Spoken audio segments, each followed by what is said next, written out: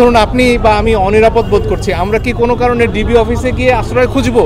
বা আপনারা কি এর আগে কোনোদিন কেউ শুনেছেন যে একজন কেউ স্বেচ্ছায় ডিবি অফিসে গিয়ে আশ্রয় খুঁজেছে? কারো মোবাইলে কি আছে এটা দেখার অধিকার তো পুলিশের নাই, এটা খুব স্পষ্ট। কেউ যদি কোথাও জমায়েত হতে চায়, যেমন আজকে অভিভাবকদের একটা জমায়েত ছিল ঢাকায়, সেখানে তাদের সমাবেশ করতে বাধা দেওয়া হয়েছে। এই অধিকার আসলে রাষ্ট্রের নেই। শান্তিপূর্ণ প্রতিবাদের অধিকার রাষ্ট্রের প্রত্যেকের আছে এবং সেই অধিকার সংরক্ষণ করার দায়িত্ব রাষ্ট্রের। এবং রাষ্ট্র যদি সেটা না করেন তাহলে রাষ্ট্র আসলে তার দায়িত্ব পালনে ব্যর্থ হচ্ছে।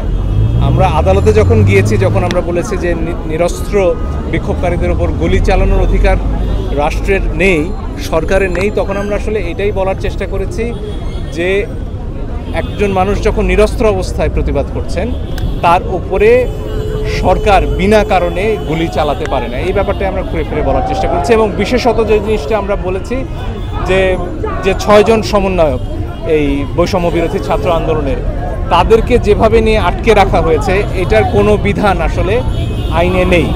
কাউকে যদি পুলিশ গ্রেফতার করে তাকে 24 ঘন্টার মধ্যে আদালতে উপস্থাপন করতে হয়, আপনারা সবাই জানেন। এখন তাদেরকে গ্রেফতারও দেখানো হচ্ছে না, বলা হচ্ছে তারা নাকি নিজেদের নিরাপত্তার প্রয়োজন। রাষ্ট্রপক্ষ আজকে যেটা বললেন যে তারা মনে করেছেন তারা নিরাপদ থাকতে চান, এই জন্য তারা ডিবি অফিসে গিয়েছেন। এখন ধরুন আপনি বা আমি অনিরাপদ বোধ করছি, আমরা কি কোনো কারণে ডিবি অফিসে গিয়ে আশ্রয় খুঁজবো? বা আপনারা কি এর আগে কোনোদিন কেউ শুনেছেন যে একজন কেউ স্বেচ্ছায় ডিবি অফিসে গিয়ে আশ্রয় খুঁজেছে, সেখানে দিনের পর দিন বসে থেকেছে, তাদের খাবার দাবারের ছবি সহ তাদের পোস্ট যাচ্ছে?